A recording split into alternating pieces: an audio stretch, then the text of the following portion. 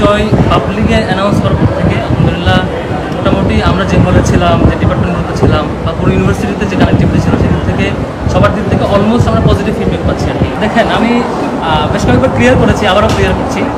সাধারণত ছাত্রলীগের একটা কমিটিতে যাওয়ার যে স্টাইল, সেখানে প্রথম মেন কমিটি হওয়ার পর থেকে অনেকগুলো প্রোগ্রামে যাইতে হয়। প্রোগ্রামে যাওয়ার পরে এক পর্যায়ে প্রোগ্রামে যেতে যেতে দুজন সভাপতি বা সেক্রেটারি হয় একটা ফ্যাকাল্টির বা একটা হলের বা একটা কমিটির। হওয়ার পরে তারা আবার অনেক দিন প্রোগ্রামাদি করে, প্রোগ্রামাদি করার পরে বিভিন্ন জায়গায় ফুল দেয়, রেগুলার অ্যাক্টিভিজম করে, নেতার প্রোগ্রামগুলোতে যায়, প্রোটোকল দেয়। দিতে দিতে এক পর্যায়ে ফাইনালি তারা আবার একটা পূর্ণাঙ্গ কমিটি ঘোষণা করে, আবারও কিছু প্রোগ্রাম করে। ঠিক আমার যেই ইস্যুটা আসছে ইনস্টিটিউট কেন্দ্রিক আমার ডিপার্টমেন্টে, সেকেন্দ্রিক টোটাল আমার ডিপার্টমেন্টের লাইফে কোথাও কেউ একটা সিঙ্গেল ডকুমেন্ট দেখাতে পারবে না আমি ছাত্রলীগের কোনো প্রোগ্রামে ছিলাম। তারা অনেকগুলো প্রোগ্রাম অ্যারেঞ্জ করেছে, অনেক জায়গায় অনেকগুলো আয়োজনে গিয়েছে, একই সাথে তারা সিভি আহ্বান করেছে, সিভি দেওয়ার পর তারা একটা কমিটি দিয়েছে, এরপর অনেকগুলো প্রোগ্রাম করেছে। টোটাল এই প্রসিডিউরে কোনো প্রসিডিউর আমি এঙ্গেজ ছিলাম না। এরপরও কেন এই নামগুলোর প্রশ্ন বা কেন আসছে বা আসে নাই, আসলে তাদের ছাত্রলীগের ব্যাপার, যা আমার মিনিমাম এঙ্গেজমেন্ট না থাকা সত্ত্বেও কোয়েশ্চেন করাটা আমার জন্য ভ্যালিড না। ছবি নিয়ে একটু আলাপ করি, শুধু দুটি ছবি না, আরও অনেকগুলো ছবি আসবে, আমি বলে রাখি। আরও অনেকগুলো মন্ত্রীর সাথে অনেকগুলো ছবি আপনারা দেখতে পাবেন। কেন? কারণ আমি একদম প্রথম বর্ষ থেকে ডিবেটিং ক্লাবের সাথে সম্পৃক্ত। সেজন্য দেখবেন আমি যে হলে ছিলাম সেই হল ডিবেটিং ক্লাবের সভাপতি ছিলাম। আমি যে ডিপার্টমেন্টে ছিলাম সেই ডিপার্টমেন্টে ডিবেটিং ক্লাবের সেক্রেটারিও ছিলাম। যে কারণে ডিবেটিং ক্লাবের যত স্বতঃস্ফূর্ত আয়োজন, কোথাও আমি আয়োজক হিসেবে ছিলাম, কোথাও আমি ডেলিগেট হিসেবে ছিলাম, আমি পার্টিসিপেন্ট হিসেবে পুরস্কার নিয়েছি। তো একটা প্রোগ্রামে যেমন একটা ছবিতে দেখবেন যে আমি বসা, পাশে দুজন ছাত্রলীগের নেতা বসা, একটা ইফতার প্রোগ্রাম। আমি নিজেই সেই জসীমউদ্দিন হল ডিবেটিং ক্লাবের সভাপতি ছিলাম, আমি এটার হোস্ট ছিলাম। আর আমার হল ডিবেটিং ক্লাবের সাবেক একজন সভাপতি রাকিব সিরাজি, সেই ছাত্রলীগের নেতা ছিলেন, তিনি দাওয়াত পেয়েছেন ক্লাবের সাবেক হিসাবে।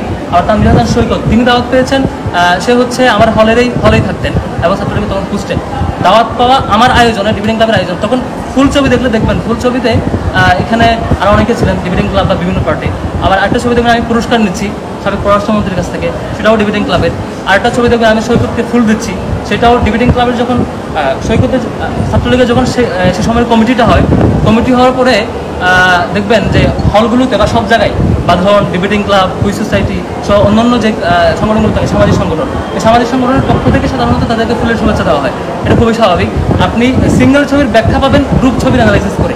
মানে আমার গ্রুপ ছবিতে, ফুল দেওয়ার গ্রুপ ছবিতে বাকি যারা ছিলেন আমার পাশে, তাদেরকে জিজ্ঞেস করবেন যে ছবিটা কিসের, তারাই রিপ্লাই দিবে যে আমরা জসীমউদ্দিন ডিবেটিং ক্লাবের পক্ষ থেকে গিয়েছিলাম, পক্ষ থেকে এটা সৌজন্য শেখাচ্ছি।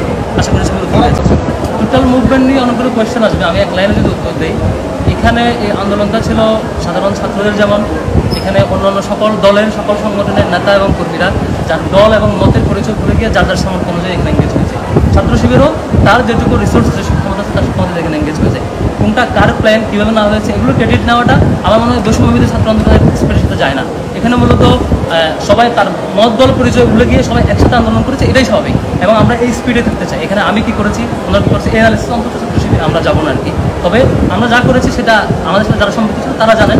আর পাশাপাশি বাকি সকল সংগঠন, এখানে বাম সংগঠনগুলো, ছাত্রদল সহ অন্যান্য সংগঠনগুলো, এদের সাথে তারা কোনো দলের সাথে পরিচয় না, এমন বিভিন্ন জেনারেশনের, যেমন যে শিশুটা স্কুলের ছেলেটা মুভমেন্টে নেমেছে, ইংলিশ মিডিয়ামের যে ছেলেটা মুভমেন্টে নেমেছে, যে রিক্সা চালকটা মুভমেন্টে অংশগ্রহণ করেছে, যে নারী এবং শিশুরা বা অন্যান্য গ্রুপ অফ পিপল যারা এঙ্গেজ হয়েছে, তারা কিন্তু দলীয় পরিচয় আসে নাই। সুতরাং এখানে দলীয় কোয়েশ্চেনগুলো আসলে আমার কাছে মনে হয় বৈষম্যবিরোধী ছাত্র আন্দোলনের স্পিডকে প্রশ্নবিদ্ধ করার সাথে সামঞ্জস্যপূর্ণ। এই জন্য আমি এই ধরনের ডিটেল যাবো না।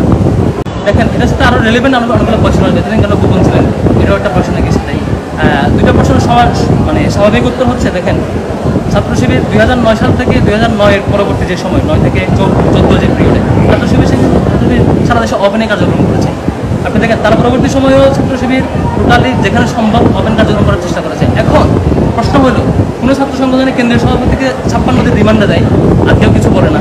কোনো ছাত্র সংগঠনের যখন ছাত্র শিবিরে দেখবেন যে বিভিন্ন শাখার সভাপতি সেক্রেটারিকে গুম করে ফেলে, এখন আমাদের অনেক শাখার সে সময় সভাপতি সেক্রেটারি গুম অবস্থা আছে, বিভিন্ন শাখার সভাপতি সেক্রেটারিকে উঠে নিয়ে গিয়ে ক্রস ফায়ার দেয়।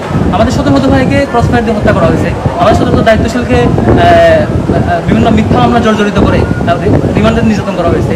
এই যে ফেসিবাদ কায়েমের, আপনি বলবেন যে তোমার বড় ভাইকে গুম করে হত্যা করা হয়েছে, আর তুমি কেন পরিচয় দিচ্ছ না? এই কোয়েশনটা ভ্যালিড, নাকি তোমার বড় ভাইকে কেন হত্যা করা হয়েছে এটার বিচার চাই, এই কোয়েশনটা ভ্যালিড।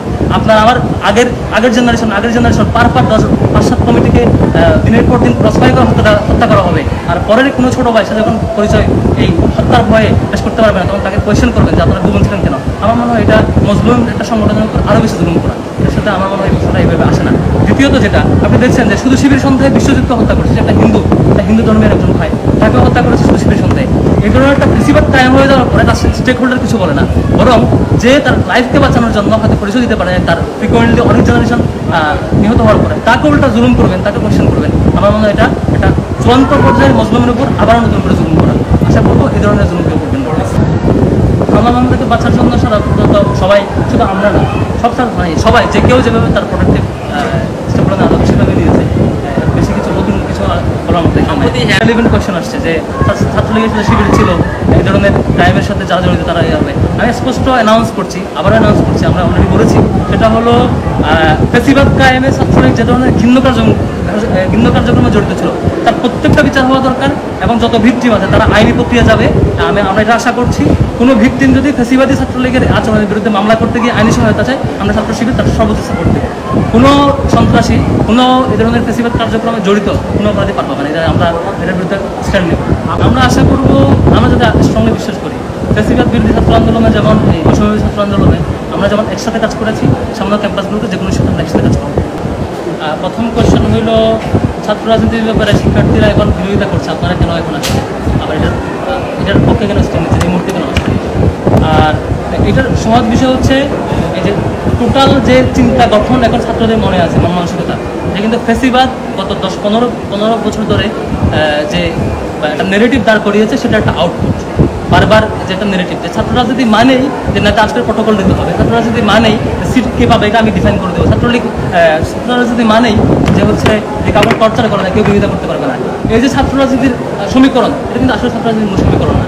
আপনি যখন বিশ্ববিদ্যালয়গুলোতে এটা ডিফাইন করতে পারবেন, সিট কে পাবে কে পাবে না, এটা ডিফাইন করবে প্রশাসন, এখানে কেউ এঙ্গেজ হতে পারবে না।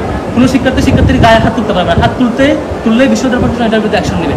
তখন দেখবেন যে এখানে আসলে আরও আমূল সংস্কারের পরে যখন দেখবেন এখানে কেউ কারো সিদ্ধান্তে কেউ কারো মত চাপাই দেওয়ার অধিকার রাখে না, সুযোগ পায় না, বরং কেউ কারো মত চাপাই দেওয়ার চেষ্টা করলে সে পানিশমেন্ট পায়। সাথে সাথে এখানে এই পরিবর্তিত যে ছাত্র রাজনীতির সুন্দর রূপ, এই রূপটা শিক্ষার্থীরা গ্রহণ করবে আমরা আশ্বাস করি।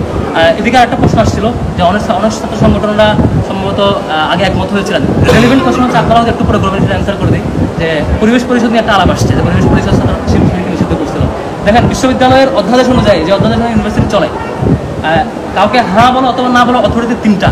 Number 1 senate, number 2 syndicate, number 3 হচ্ছে একাডেমিক কাউন্সিল। এই 3টার বাহিরে আর কোনো অথরিটি কাউরে হ্যাঁ বা না বলার অথরিটি রাখে না, কারো অ্যাক্সেস দেওয়া বা না দেওয়ার। এই 3টার বাইরে পরিবেশ পরিষদ, সেখানে কোনো কেউ একমত হইলো কি হইলো না এটার উপর ভিত্তি করে, কারণ আপনি হ্যাঁ বা না বলেন, এটা আসলে এটা ভ্যালিড কোয়েশ্চেন না, বরং ইউনিভার্সিটিকে কোয়েশ্চেন করবে যে আপনাদের অথরিটি থেকে এরকম কোনো ডিসিশন হচ্ছে কিনা। দেখবেন এই 3টা অথরিটি এদের কোনো সিদ্ধান্ত দূরে কোথায় আলাদাই কখনো হয়নি। আর ছাত্র শিবির যেখানে নিয়মতান্ত্রিক রাজনীতির সাথে সম্পৃক্ত এবং নিয়মতান্ত্রিক রাজনীতি করে, সেখানে প্রশ্ন কখনো আসবে না। এটা আমি সহজ করে বলি, আপনি রক কাটা লিখে গুগলে সার্চ করবেন, দেখবেন সব প্রাইম আমি ছাত্রলীগের নামে, আপনি এটা সার্চ করবেন। শিবিরের নামে কোনো ডকুমেন্ট, কোনো ফেসিবাদ দীর্ঘদিন ধরে যখন একটা রিপিটেডলি এস্টাবলিশ করতে চাইবে, সেখানে আপনি কথা বললে আপনারা ট্যাগ দিয়ে মারে ফেলবে, আপনি এটা একটা এস্টাবলিশ করতে খুবই স্বাভাবিক, কারণ এখানে প্রত্যেকটা উপাদানে এটাকে হেল্প করছে, কেউ উপাদানটা বিরোধিতা করতে পারে নাই। এই উপাদান যে ন্যারেটিভ যে এস্টাবলিশ করো না কেন, কেউ হয়তো সমর্থন দেয় নাই, কিন্তু বিরোধিতা কেউ করতে পারে নাই। সমন্বিত সামগ্রিক ইফোর্ট দিয়ে একটা ন্যারেটিভ দাঁড় করায়, ন্যারেটিভ এস্টাবলিশ করতে বাধ্য। এখন এটা ন্যারেটিভ রাইট অর রং, এটা সিদ্ধান্ত দেবেন আপনারা, আপনার সাংবাদিকরা যারা আছেন তারা যাচাই করবেন, অ্যানালাইসিস করবেন যেটা সত্য কিনা। খুবই সহজ উত্তর হচ্ছে 2009-8 সালের নির্বাচন পরবর্তী যখন আমাদের ক্ষমতা আছে, তারা এখানে তাদের ফেসিবাদ কায়েমের কিছু ব্যারিয়ার মনে করেছে। আপনি দেখবেন যে প্রথমে হচ্ছে সেনা হত্যাকাণ্ড, বিডিআর বিদ্রোহের নামে, এটা প্রথম ব্যারিয়ার হচ্ছে সেনাবাহিনী, নির্দেশপ্রেমী সেনাবাহিনী এদের ব্যারিয়ার হতে পারে, এদেরকে প্রথম হত্যা করেছে। আর সেকেন্ড, আমি যেটা বিশ্বাস করি যে সেকেন্ড ফেসিবাদ কায়েমের সবচাইতে শক্তিশালী বাধা মনে করেছে ছাত্র শিবিরকে, এই জন্য প্রথম থেকে ছাত্রদের উপর অ্যাটাক করেছে। দেশব্যাপী এমন কোনো লেয়ার নাই যে লেয়ারে ছাত্র শিবির অ্যাটাক হয় নাই। আপনি দেখবেন যে খুবই তৃণমূল পর্যায়ে আমি অসংখ্য ভাইকে দেখেছি যে সে নামাজ পড়ছে, ওখান থেকে ধরে নিয়ে বলছে যে অস্ত্র সহ গ্রেফতার গিয়ে হচ্ছে। আর একটা ছাত্র সংগঠনের কেন্দ্রীয় সভাপতিকে বিনা অভিযোগে, বিনা অপরাধে 56 দিন টানা রিমান্ডে রেখেছে, কেউ কিছু করতে পারেনি। আপনারা দেখেছেন, আপনারা হলগুলোতে গেলে দেখবেন যে আমাদের ব্যাপারে আমরা সভাপতি দুজনেই পরিচিত হওয়ার পরে অলমোস্ট অলমোস্ট পজিটিভ, পুরোপুরি পজিটিভ, কারণ আমরা এদের সাথে ছিলাম। এমন না, অনেকেই ফেসিবাদ দুইটা জিনিস কায়েম করছে, আমি আপনাদেরকে ক্লিয়ার করি।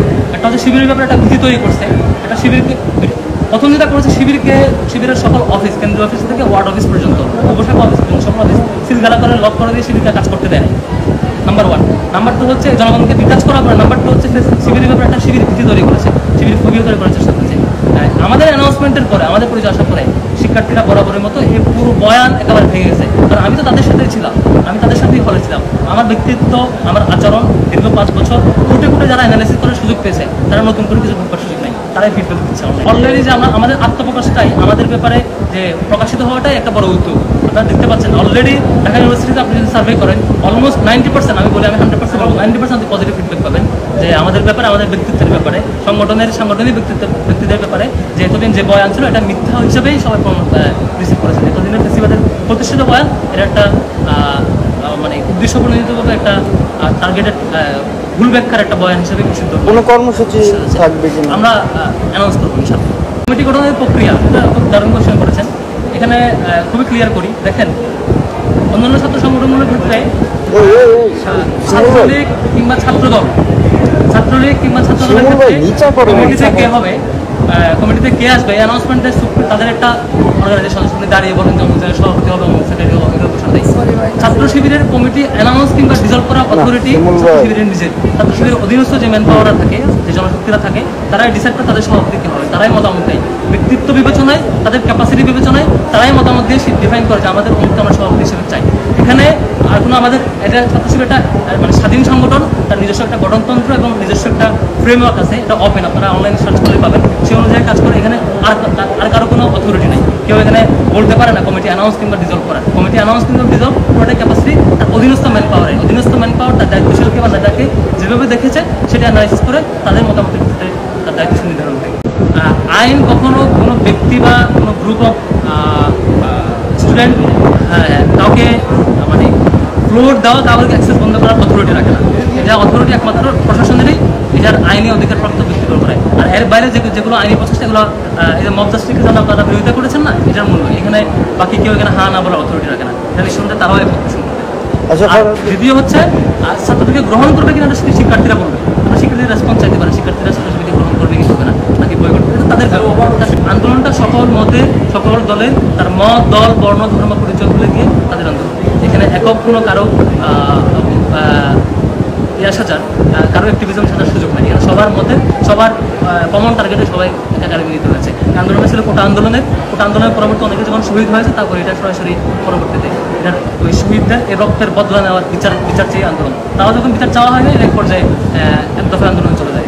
পুরো সংগঠনের কথা বলে একেবারে এরকম বলবো না, কখনো সুবোধ সম্পূর্ণ অনেক যাদের সুযোগ হয়েছে, যারা শিবিরের এই মানে শিবিরের উপর টর্চারের ব্যাপারে বারবার কথা বলার চেষ্টা করেছেন, কথা বলেছেন, অনেকে বলেন নাই। আর এখন তারা বিরোধিতা করছেন। আমার কাছে মনে হয় যে ওনারা ফিল্ড স্টাডি করবেন এবং ওনারা শিক্ষার্থীদের রেসপন্স চেক করে, আসলে স্টাডি চেক করে ভাষা তথ্যের উপরে কথা বলবেন, এটা আমি আশা করি আর কি।